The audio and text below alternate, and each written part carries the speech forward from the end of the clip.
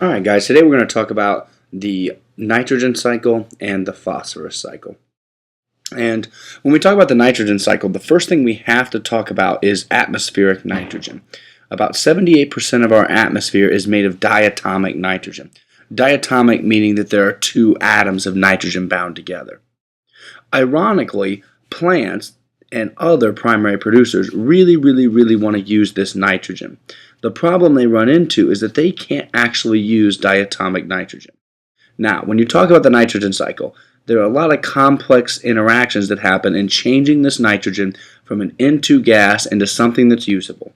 We're not going to worry about that for the scope of our course, but I do want you to understand that some major changes come from changing this nitrogen that is in a diatomic form into another form that can be used by plants. So in some way, this atmospheric nitrogen has to get into the ground so that the organisms can use it. It happens in two main ways. The first way is nitrogen fixation through lightning. It's a natural phenomenon. And the second way is nitrogen fixation through nitrogen fixing bacteria. Typically speaking, these bacteria are on the roots of organisms and they live there in a symbiotic relationship. They fix nitrogen from the atmosphere, and in turn, they release some excess nitrogen into the soil, and the plants use that nitrogen. Once that nitrogen is in the ground and it's been fixed by either lightning or bacteria, again, there's a complex interaction that happens there to turn it into a form a plant can use.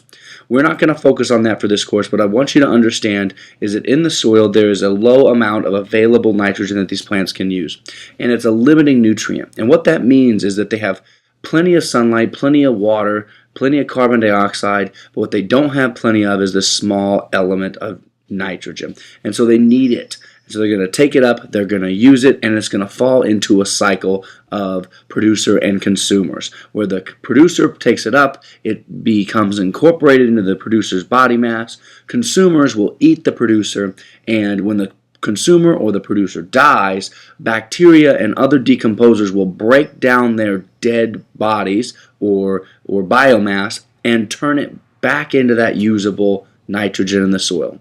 In this way, we end up cycling that nitrogen back and forth from soil to producers to consumers and back again. This is pretty important because right there we end up with an important reoccurring step in the nitrogen cycle where nitrogen is made available for organisms. Of course, humans have interactions in the nitrogen cycle as well. We will take sources of nitrogen from fossil fuels, and we will actually use that nitrogen in the creation of fertilizers. So here I draw a really crappy scarecrow, but the scarecrow is meant to signify farming or agriculture. We will put these artificial fertilizers on our crops because we want to make sure that our crops get the maximum amount of growth. We're going to do that by taking fossil fuels, turning them into this fertilizer, and then spraying the fertilizer on the ground.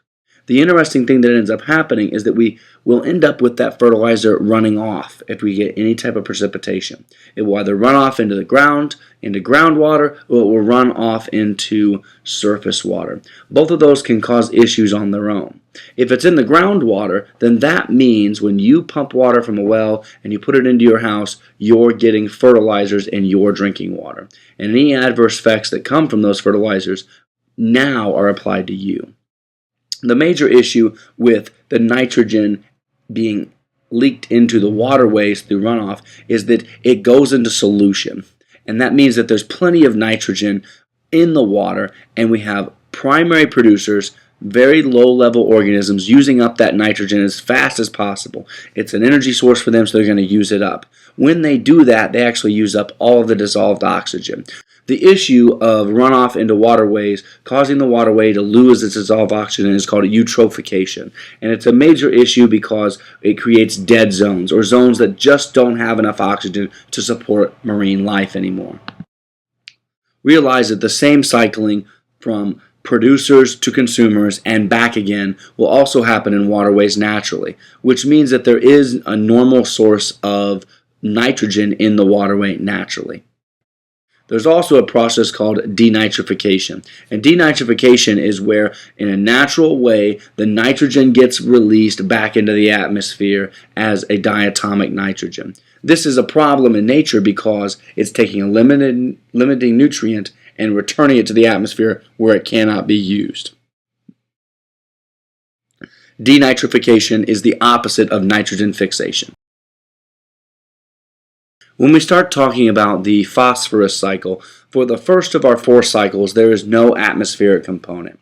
What I have drawn here are some mountains, and they represent rocks, igneous rocks that are present on the earth. Notice I have a quasi-angry cloud who's raining on the rocks. The reason that I have that is because rain itself will weather rocks away, and it's that weathering of a rock that is the natural way that we end up getting phosphorus into the ecosystem.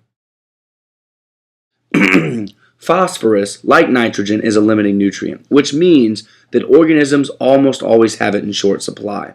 It comes from weathering of rocks naturally, and when it leaves the rocks, it is immediately pulled typically into some runoff that will either move into the ground or it will move into waterways. Whenever phosphorus is pulled into the ground, it will end up getting used by these plants. And so I've drawn a tree here to represent all of those plants that are pulling it out of the ground, putting it into their biomass. Of course, animals will eat plants, and they will pull it into their biomass. Whenever plants or animals die, that phosphorus will be returned through the process of decomposition back to the soil to be recycled again. This is very similar to what was happening in the nitrogen cycle, except in this case we're talking about phosphorus compounds. There is still a human component, and so humans play a very similar role here. But instead of collecting this particular nutrient through fossil fuels, we will pull it out of the earth through mining. We will mine for this phosphorus, we will process this phosphorus, and we put it into artificial fertilizers as well. And so we'll take this from mining and we'll end up using it in agriculture. Again, I draw a really crappy scarecrow, and that scarecrow represents farming. Whenever we use these fertilizers in farming, as they did in the nitrogen cycle, the phosphorus will leak into either the ground, and it will be used by other plant organisms, or more detrimental, it will be leaked into the waterways. Whenever it's leaked into the waterways, we will see eutrophication happen again. Remember, eutrophication is where you have these excess nutrients in the water. The primary producers use up those nutrients, and at the same time they use up the dissolved oxygen. It ends up causing a dead zone where there is not enough oxygen to support life in the water. Although these were very simplified from what you'll find in the book, they, in the very basics, are what we're looking for you to understand in the scope of this course. If you understand that nitrogen and phosphorus are limiting nutrients, that is to say that they are in short supply.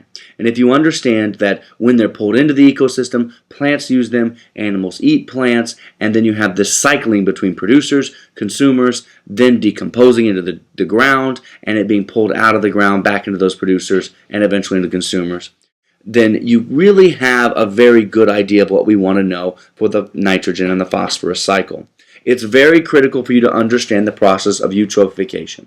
We will be coming back to it throughout the course. However, it's important for you to understand that it happens here and that it is directly caused by human interactions with fertilizers and the environment.